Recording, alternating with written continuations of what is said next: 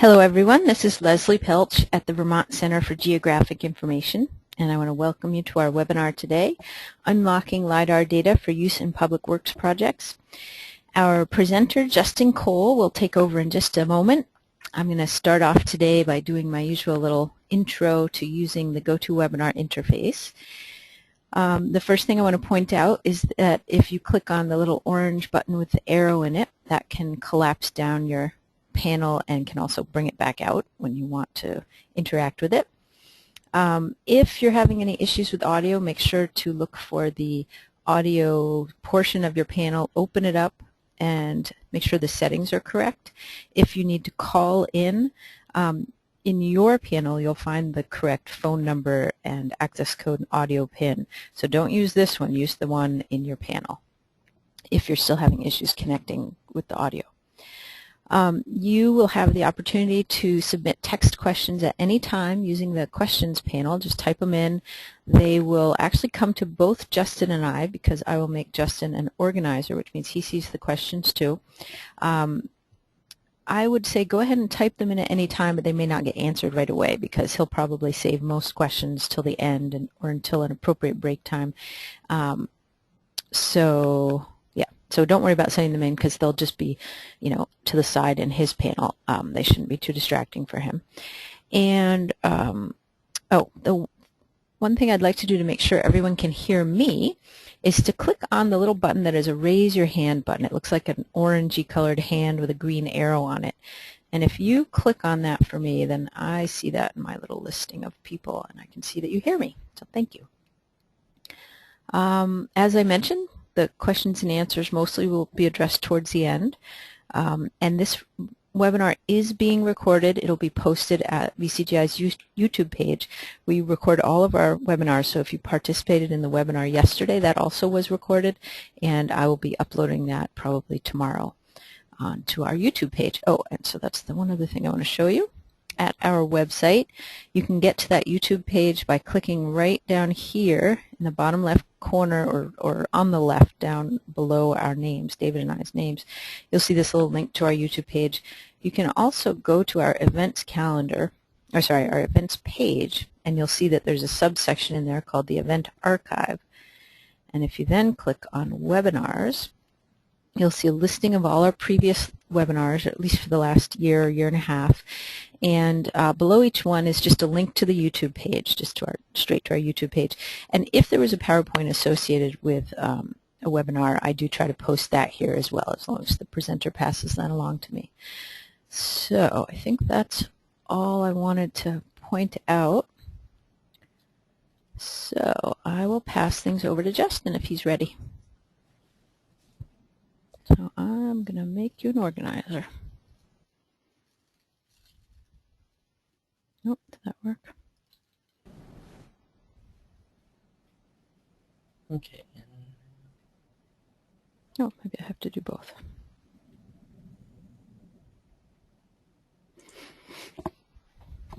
There you go. Okay. So I'm Justin Cole. I'm a senior GIS analyst over with Monroe County, New York, which is in Rochester, New York. So we've been working with LiDAR data since '06, and through this whole process kind of learned what you can do with it, what you can't do with it, and also how to work with people who don't have the same capabilities that a GIS group would have in working with the LiDAR. So I'm going to go through how to take the data, convert it to something that you can use, and then how to get that data into other projects so the consultants that you're working with can use it.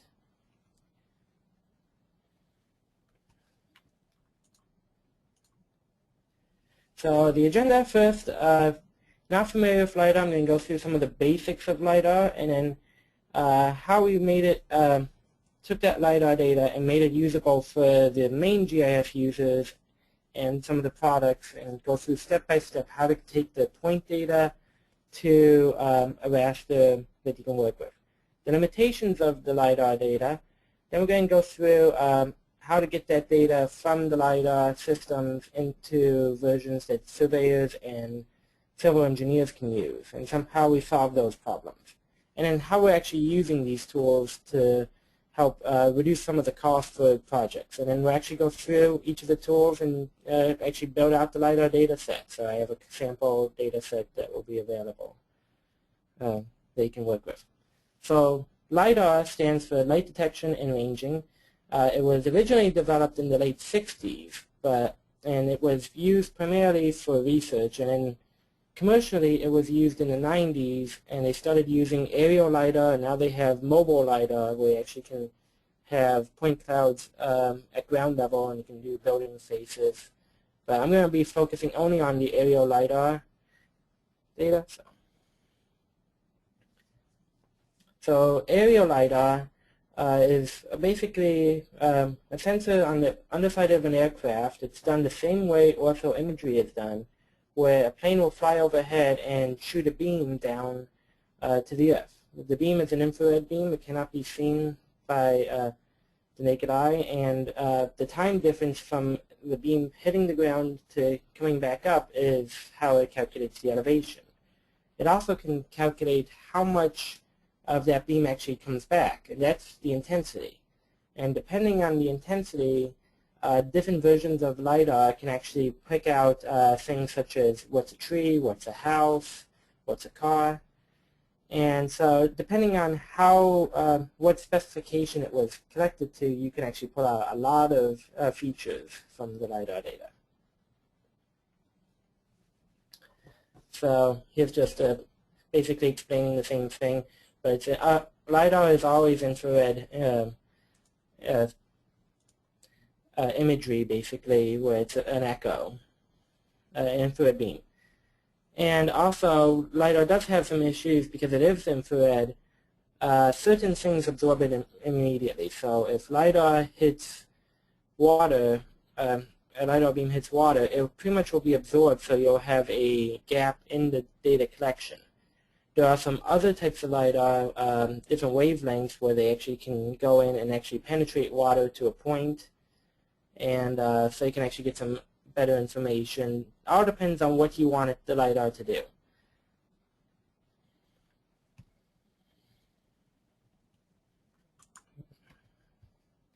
But for the most part, all LiDAR data is comprised of 4 fields. When you get into some of the new specs, they have these 4 fields, and then they have the potential, like, what is this field. But for the most part, the only 4 fields that most people will be working with are the X, Y, a Z, or elevation. And if you would like it, you could use the intensity. But for the most part, you only need the first 3 to do any sort of analysis to work with the data.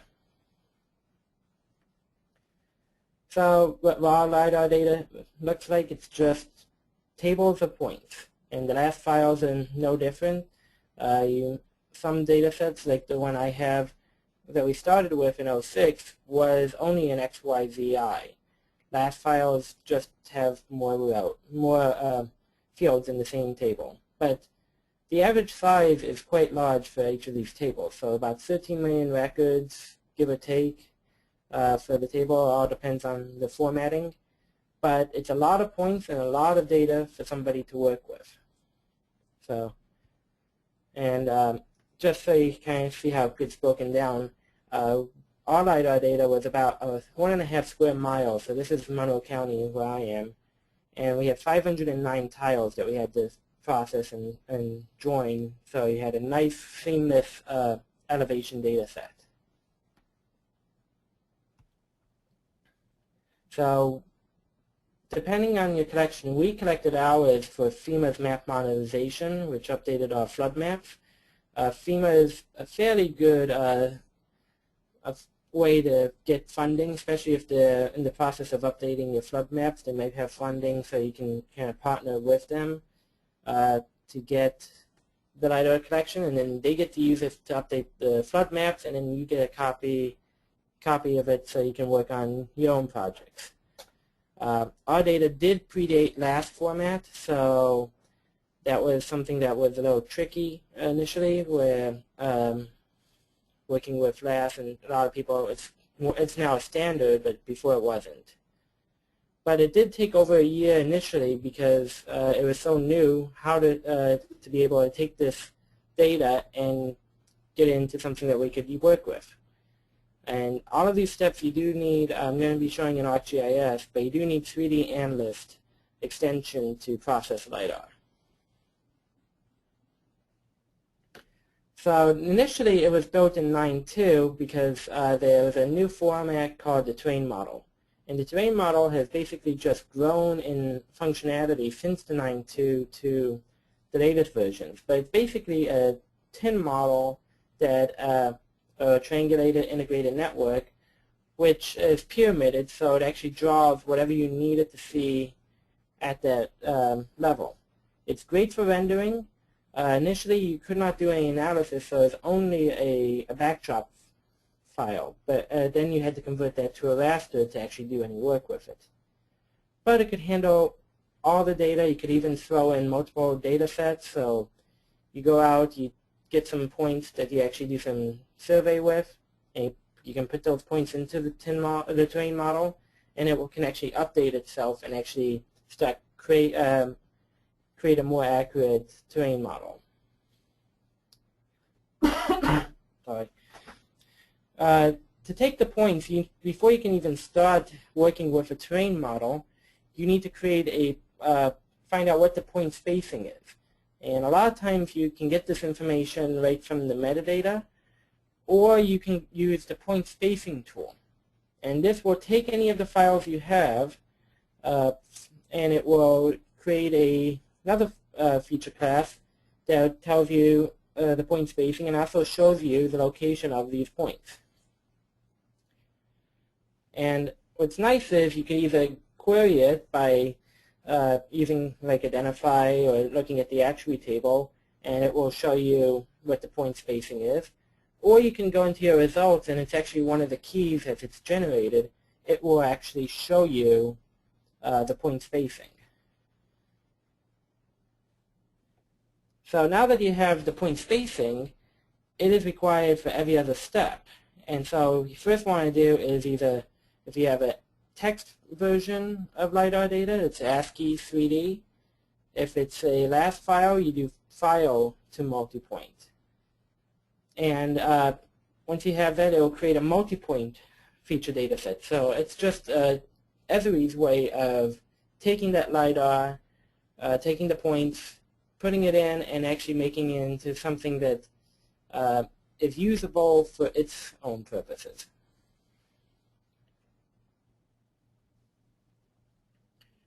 So once you have the multipoint, and you have to make sure the multipoint is inside of a featured data set, and because the terrain actually will reference anything inside that featured data set to build it. And you just would right-click on new terrain, and it will then ask you everything that's inside of this feature data set. Do you want these points added into your LiDAR, into your terrain model? And here's the first screen when you ask it to start building a new terrain, and you'd have your points, and then you would say what's the approximate point spacing. So you have that same data that you need just to maintain throughout. And then if you have other features, so if you had a polygon and say, I want to clip my terrain to a certain location, you can do that in the terrain processing. So it would only process up to a boundary and then throw out anything outside of that boundary. Then one of the kind of the interesting things with the terrain is the pyramid types. You have V tolerance or window size. I usually use either the V tolerance and let the computer decide for me, just because a lot of times I don't know exactly what level of pyramiding I would need. But when you convert it to a raster, it's going to take all of the points and calculate it to whatever pixel size you need. So it doesn't really need the pyramids for that purpose. It's only for viewing the terrain as its own that you need to have the pyramid levels at the certain levels that you need.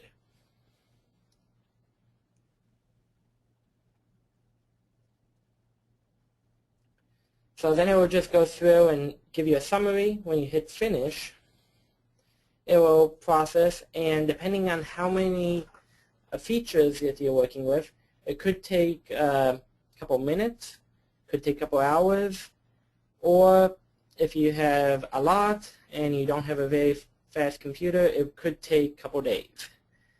And this is where really, you hit OK and you just let it keep doing its thing until it's done. Because what it will have to do is actually build out every single pyramid level that you asked it to build. So if you're taking it and you want to build it out into a raster right away, I recommend not too many pyramid levels just so you can get it done and out of the way. And then it won't interfere with trying to process it to the raster down the road.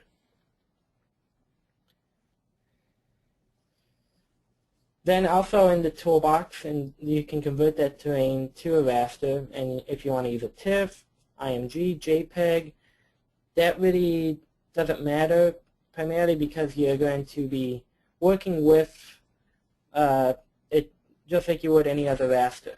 The only thing to set is your cell size, and it has observation size or cell size, and I usually prefer maintaining a certain cell size based on what the LiDAR was collected to.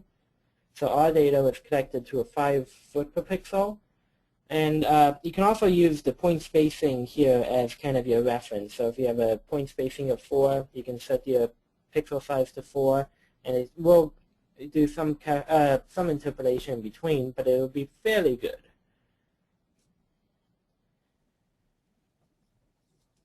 And then once you have your raster, you can do all of your raster derivatives, such as contours, hill shades, or any other products. Depending on what level of detail that you have available, you really don't want to go beyond a 2 foot per pixel, 2 foot contour with a 5 foot per pixel LiDAR raster, just because that's going to be pushing the data beyond what it's really meant for. Also, you're going to be dealing with lots of data, and this is where you run into trouble where you actually have more detail than most people can even view. Especially AutoCAD softwares really have a hard time with the amount of vertexes that go in when you use a LiDAR terrain, a LiDAR data set, a LiDAR elevation data set, and you bring that into a contour. It's going to draw a vertex at every single pixel, and then that vertex will be translated into the AutoCAD, and you're going to have massive AutoCAD files that could be very tricky to work with if it's a large area. So before we get into the tools on how to use the LiDAR, let's talk about some of the limitations, what LiDAR cannot do. Because it's light, it cannot penetrate tree cover, and depending on your collection, it cannot penetrate water. So that's going to give you, in forested areas, poor results. Our data was about 16 centimeter on the vertical in the forested areas, and we're outside of that, we're probably closer to like 3 centimeter on the vertical in the road areas or the fields. So it all depends on how much vegetation is in the way. And then when you get to the edge of the water, if you did not get a water penetrating LiDAR collection, it's just going to stop, and it's just going to be absorbed by the water. Another thing is the size of the LiDAR data. LiDAR data can be quite large, especially if it's uncompressed. So our database for the 509 tiles was 250 gigabytes. So a lot of times you'll get consultants say, hey, give me all of your points. And you really, unless there's a hard drive that you can transfer it with, or if they're willing to bring over a hard drive, there's no easy way to just transfer that much data across it. Then they have to try to figure out what to do with it as well. So if they don't have processing software, they can't work with it. So that's where the rasters and the contours and other derivatives come in and are really helpful, because it's much smaller, much more transportable than the raw data. And one thing that is kind of funny that nobody really thinks of is it does pick up objects that move. So we have a couple random spots where a pickup truck was carrying dirt. And so we have a high spot in the middle of the road, and we know it was dirt because of the intensity that bounced back. But it's actually, when you look at the rest of it and you look at the forward turn, you can make out that there was a truck carrying dirt at that time. And all of this is always a snapshot of time when it was collected. So you will get some interesting things that you'll have to smooth out, delete out points.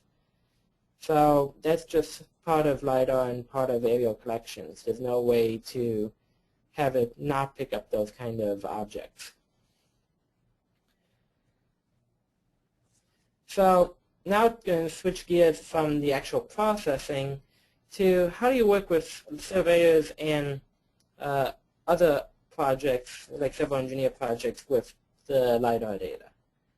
For the most part, like our county, we had surveyors that once they got the data, they really had no idea what to do. I gave them, they asked for a whole town's worth of data, they get it, and it just crashes their computer to the point where they can't do any work at all. The first project was just about a 2-mile swath of a highway, and it became a 700 megabyte AutoCAD file. So for them, at the time, it's just too much data.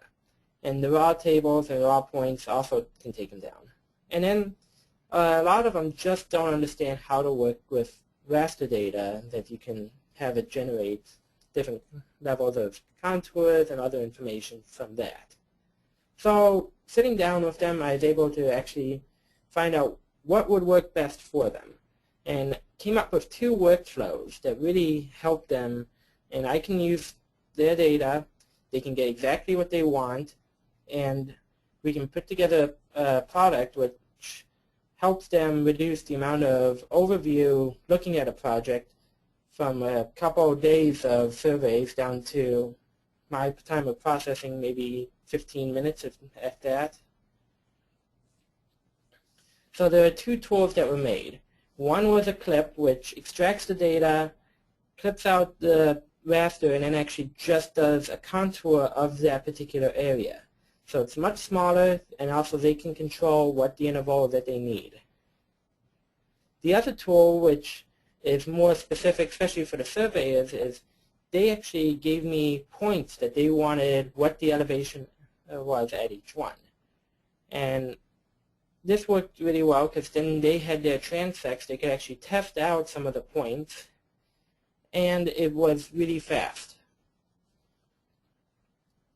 The tools were all started off in 931, and they all worked the same at 10 and above, with some minor changes. There's actually some better options at the new versions than we had with the old versions. And at 10 and above, you don't have to actually process the terrain model for doing the spot elevations. You have the raster model, you can actually use the terrain model to do the spot elevations.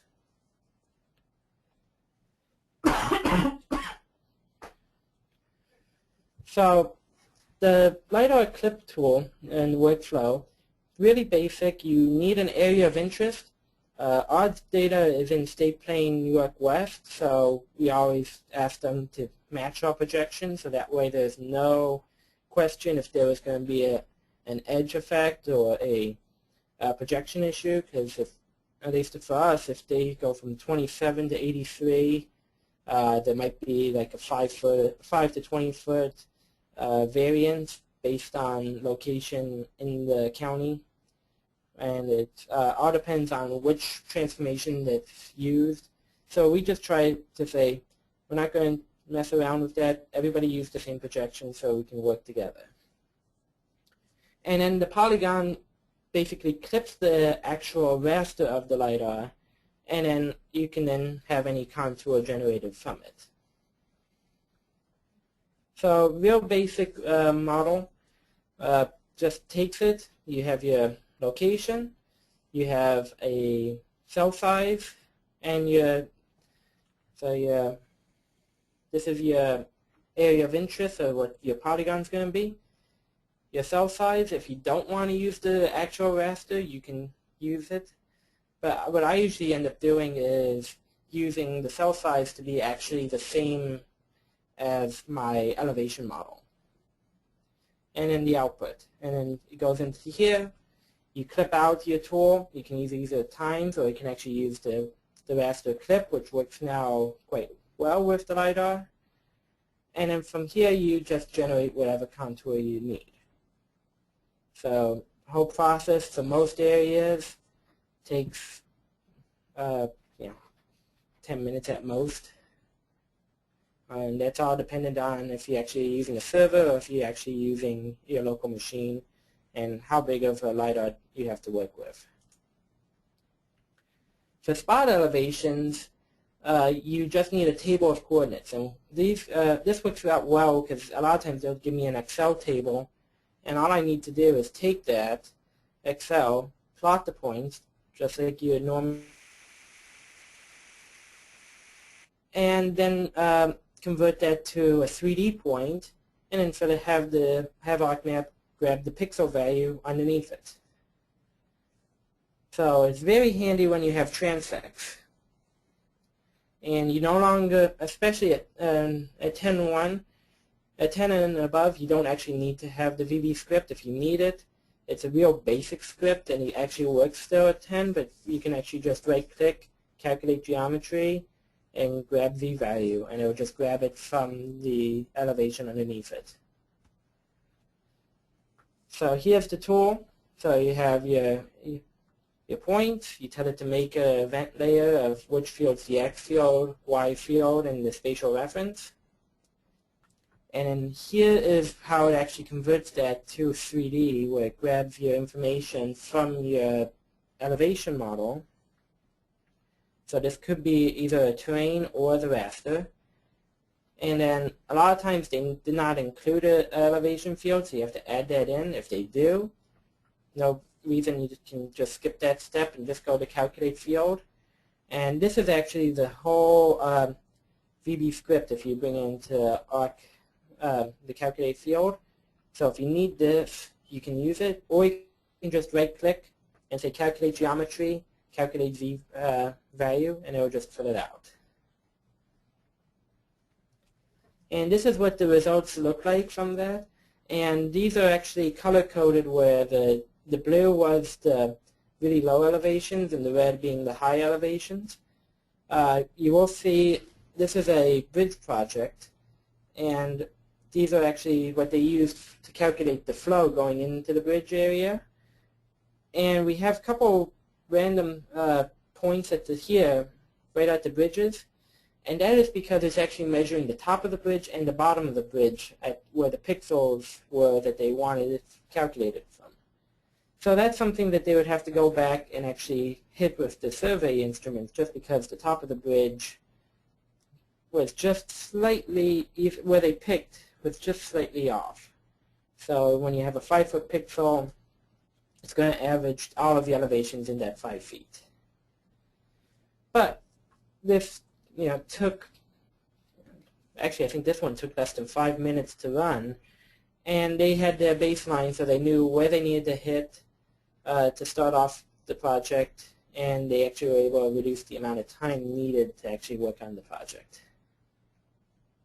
And once they had that information, they actually could put it into the drawings for the actual project. So this one is the one of the bridges that were done for the LiDAR data, and actually the elevations that are on here, a lot of them were generated right from the LiDAR data, so they didn't even have to do field surveys for all of it.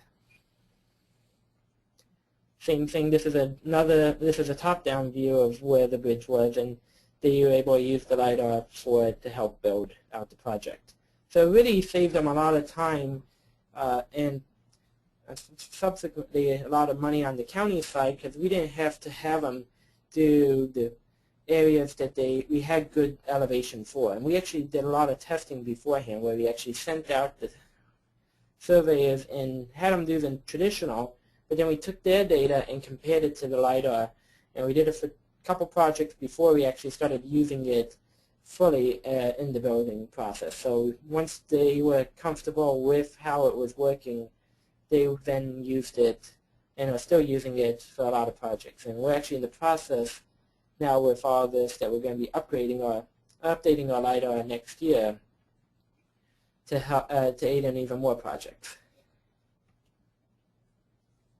So, but now every project at the county that has pre-survey work has a LiDAR survey done for it. And all they have to, so then they can actually focus on areas where they're unsure, like tree cover, edges of water, structures, underwater. And then they also do some spot checks just to double check to make sure it's working out okay. So it takes only a couple days to run before the project begins, and they get it, under an hour from the time, most of the time, and they don't have to waste a lot of time going out there and doing field surveys of this is what we need to do first. But it's only another tool that we've added to the surveys. It's not going to actually replace all of the survey data. It's just going to allow us to focus that data on where we need it the most and where the survey is the most needed. So I'm going to actually go through and actually show you how to build out some LiDAR and a terrain model. And the terrain data I'm using is actually a freely available data set from NOAA and the U.S. Army Corps. They flew all of the coastal regions with LiDAR. So we're going to go through that. So as I'm switching, I'm going to see if there's any questions.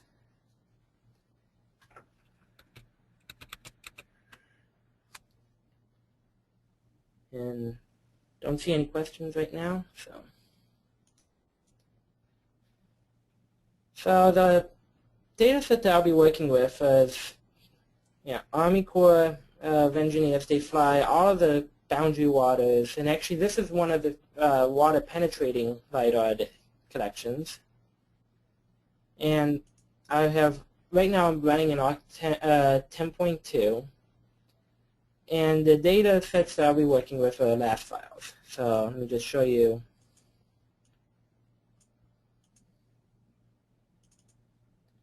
So I have these 4 LAS files. These are just on the shoreline of Lake Ontario.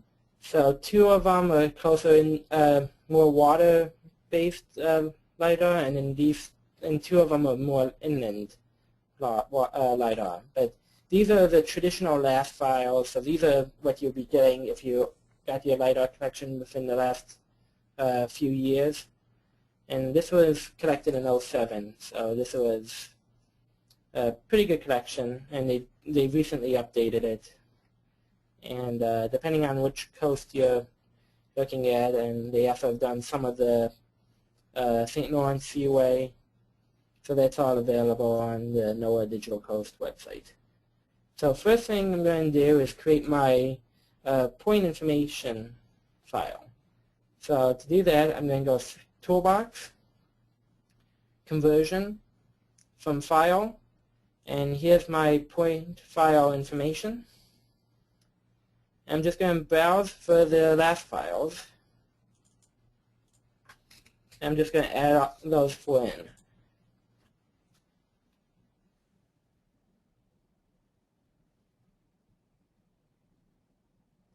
Now, if you want to use the coordinate system, you can. This one you don't necessarily need to, and it will actually, and you can also say improve the point spacing estimate. There's all sorts of options. I'm just going to hit OK, and it will just create the point shapefile.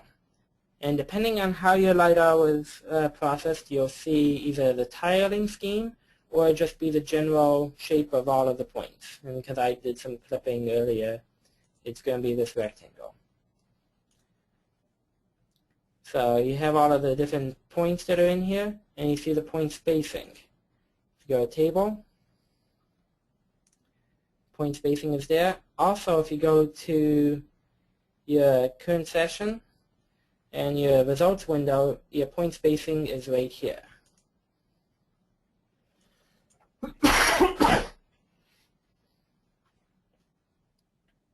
And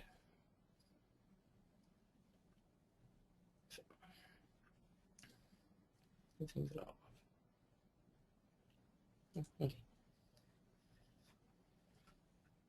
So now what I'm going to do is I'm going to go in, and because this was actually set up with a coordinate system, different coordinate system, I'm actually going to change the coordinate system just so the point spacing makes a little bit better sense, because that's actually decimal degrees it's showing up in.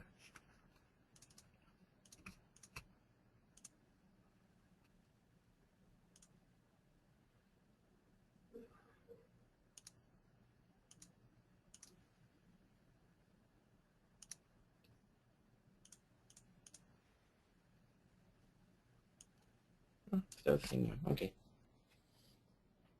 I guess I was off on that. But okay. So now I'm going to do is I'm going to create a geodatabase. Let's put it in. And I use the file geodatabase just because it can hold a lot more data.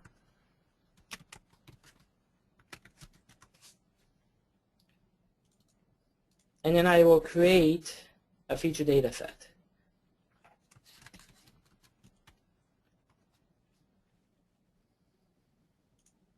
And with the feature data set, you just want to pre-load your information into it. So your coordinate system and your both your horizontal and your vertical coordinate system.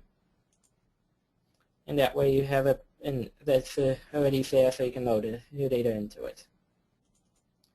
So now, since I am using a last file, I'm going to do last to multi-point. And I'm going to bring in the last files. And I'm just going to call it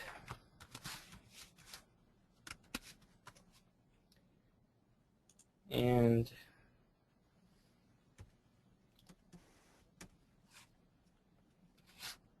that's close.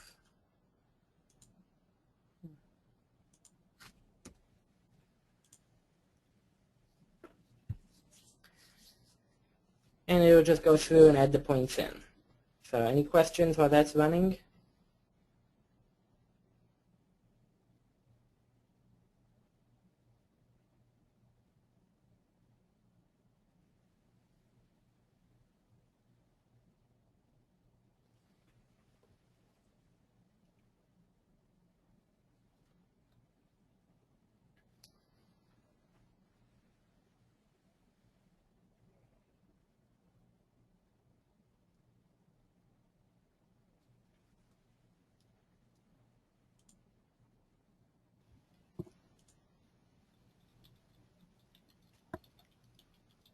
Justin, I think you have a question. Yep, I just saw it. Oh, sorry. Um,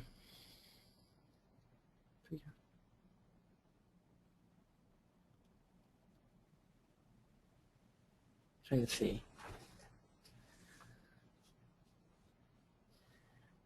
We have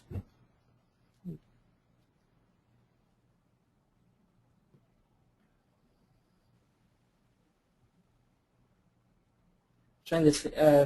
What do you mean by pre-contact earthwork sites? Just not seeing that.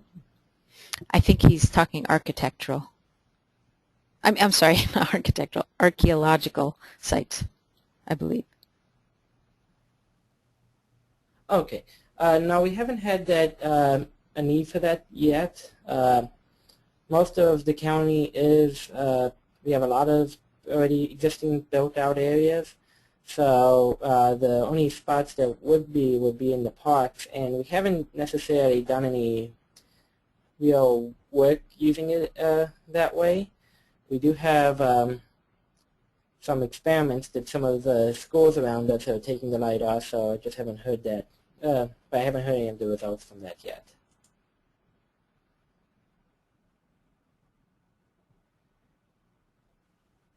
Yeah, I'm not quite sure on the point spacing why it's giving me. It's actually the 4.7 was actually times 10 to the negative 5, so it was just giving it a small issue based on that. That's why it only sees the point spacing so small.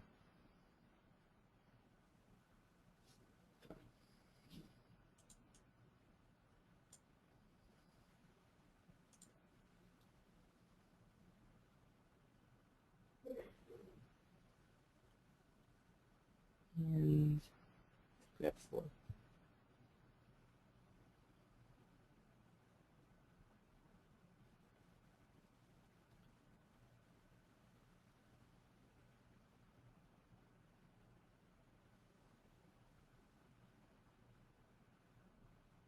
I'm sorry, I grabbed what I thought would be a small area and only a couple tiles, but it seems to be taking a little bit longer.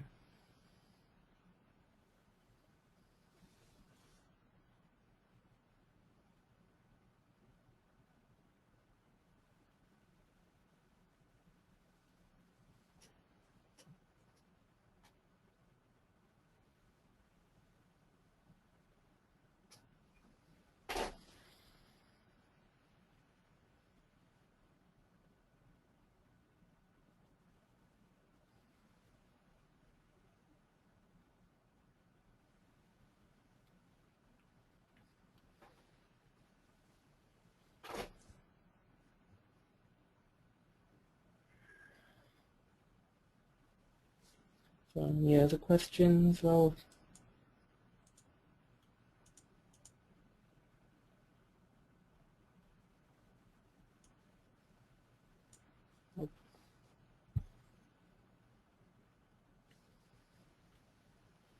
I'll also just throw out there that if anyone has any comments on doing similar processes, those sometimes can be interesting too. People with similar experiences working on this stuff.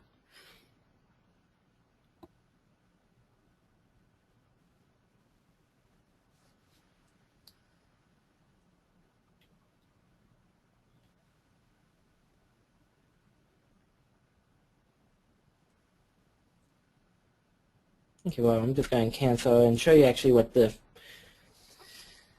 points will look like, and then I will show you the quick with the steps that you go through to build the terrain and not actually build it, because it's a little bit taking longer than you don't want to waste everybody's time watching the process.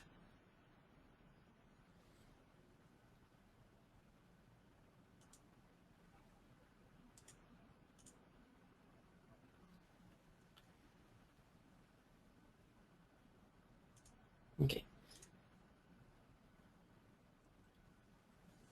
So, but here's what the multi-point would look like, and you can see that it got to about 400 megabytes just creating it. And then you would go through new terrain, and then this is where you'd also put in the point spacing. And then if you had any other features in there, so if you had in a polygon, it would actually, you could then tell it to pick, and this one would be a type of mass points. You could also tell it to use a point count. You could tell it, you can actually do some nice tweaks with it. So if you had your polygon, you can say use this as your clip. Then you can hit next. And then this is where you're generating your pyramids. So I usually just hit calculate pyramids, or if you want, you can actually hit add. And then you hit next, and it's just going to give you the summary. And then you let it go through and finish and take its time. And when it's done, it will look something. And this is the entire county. So this is actually what we did was we combined a few of the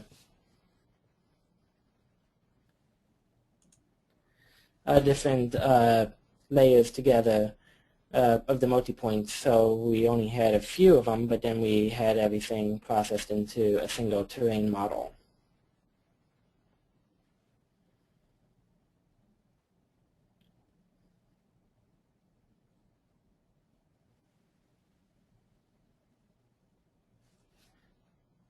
And as you can see, it does do its pyramiding, and as you zoom into an area, it will actually go ping the database, and then it will actually draw the detail that's needed for that location based on the pyramid levels.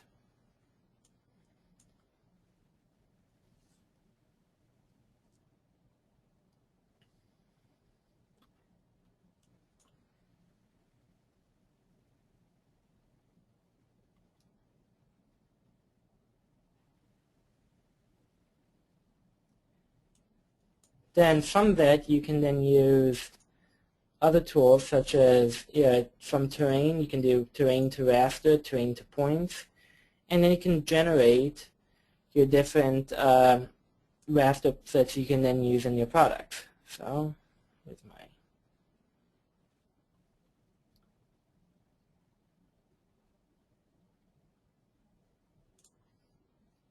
so this one is the same one, only same basic terrain, only set up for bare earth. And here's what the hillshade will look like. So you can actually see the detail that you have, that you can pull out of this data. Hillshades are only good for for graphical representation. They're not actually something you can do any analysis with, but it does give you maps a lot of good depth. And depending on what type of hillshade you work with, this one's bare earth, and this one is actually all of the features. So you can actually make out buildings. And this is where you can kind of play around with the LiDAR. So this is actually a parking lot, some buildings. So there's a lot of good detail, and especially with the new LiDAR collections, you can actually pull out a lot more data, a lot more detail than you could from other stuff. And this is the LiDAR that we were playing with when I was trying to show you how to actually process it. So this one actually was flown at a much better spec, so you can actually see a lot more detail. And this is just a terrain model working its way through. I have the...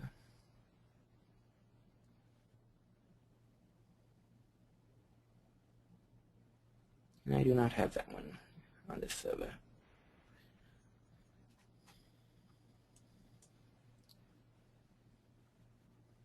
Let's see if there's any other questions real fast before we switch.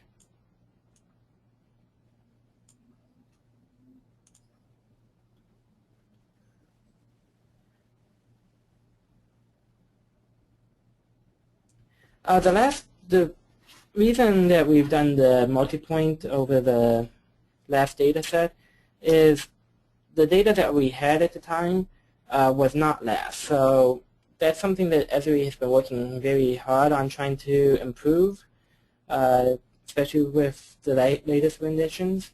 But last support has only been fully recognized in the very new version. So that's why we really don't have the options just yet.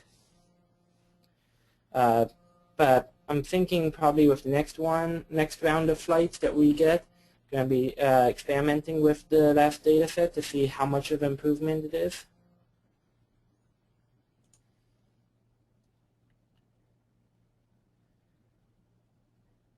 And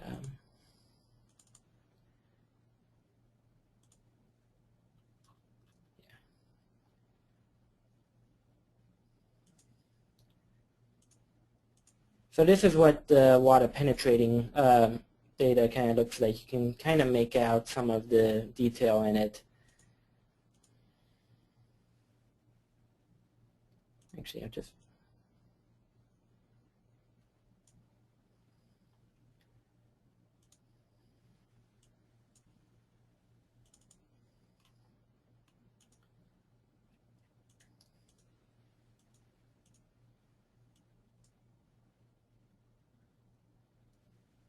And this is actually the 2011, I think, collection. So you can actually see how it picks up the trees and how LiDAR does respond to that. So then the other tools would be if you had an area that you wanted to work with, you could then do your clipping, or you could do the points, and and if you wanted to see that, it's the tools are very easy. If you can bring in a GPS point, you can do that. So I guess with 10 minutes, we'll just leave it open for questions now. And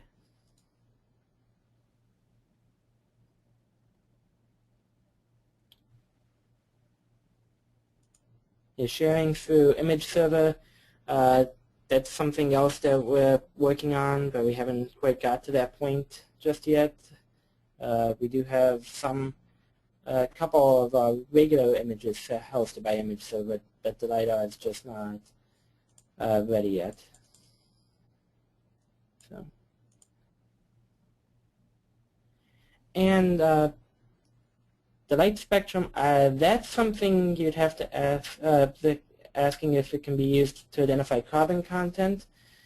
And I've not played with that. I know a couple of researchers at the Rochester Institute of Technology have done a lot of LiDAR and forestry projects, but I've not seen if they're using the light to actually estimate the carbon content, so if they're actually just trying to estimate more of the population dynamics of the forest. So that one I'm not sure on.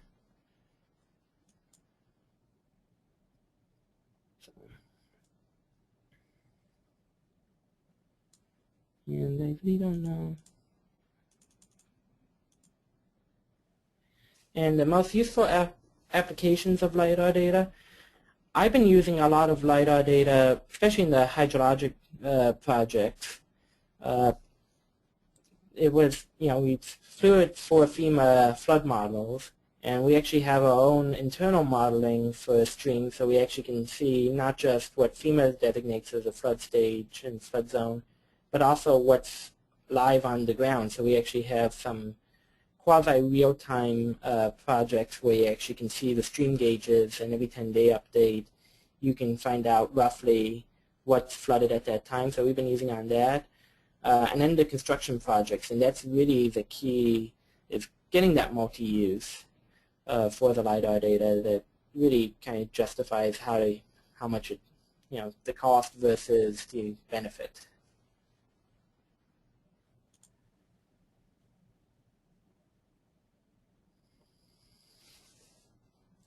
The classification, that comes down to the LiDAR processing software and actually doing remote sensing, like a supervised classification. So that's something, depending on who the provider is, they would either provide it to you, classified out of bare earth and ground, and the sensor actually has some intelligence for that, or it would be something that they actually would go through and basically train out of it and then actually break it down into the different sections.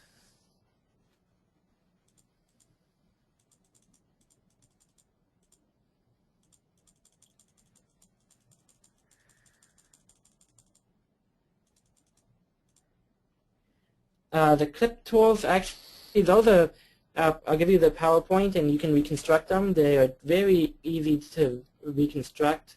They're just stringing together a couple different tools that ArcMap already has and making something useful. If you want, you can also email me and I can give you a copy of the toolbox.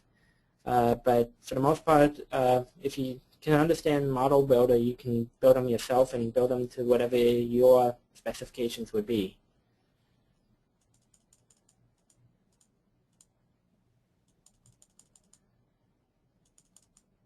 So.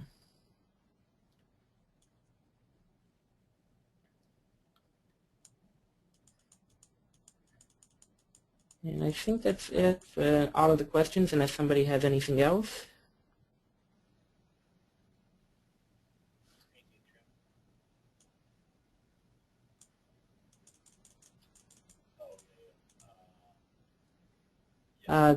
My theme, actually, because I run parallels, it came in with parallels to have it kind of skin the same way as my Mac side as my Windows side. So when I keep switching operating systems, I don't have to keep switching back and forth on which side is which button. So that's why it's that way.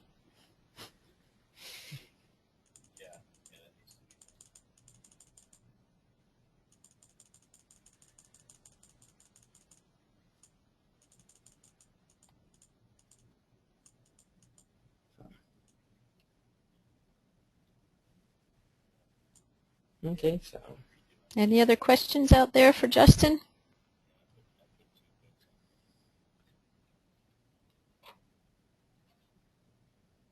Okay, unless something pops in as we're saying goodbye, I think we might be done. Thank you very much, Justin. You fit a lot into 55 minutes. So I'm really glad that we have this recorded. In case anybody missed that at the beginning, this webinar is recorded, and we'll have it posted on the VCGI YouTube page, which you can link to from the front page of our website or from the event archive, where this webinar will be listed. When Justin passes the PowerPoint along to me, that will also be posted separately, as well as the link back to our YouTube page. Justin, if you could just go back to your, I'm assuming you have your contact information on your PowerPoint. Yep. If you want to just go back to that at the end, just so that people can see that one more time. There we go. All right, so if anybody has any additional questions, you can send them directly to Justin. Thank you very much, Justin. You're welcome, and thank you for attending. Yeah, have a great day, everybody.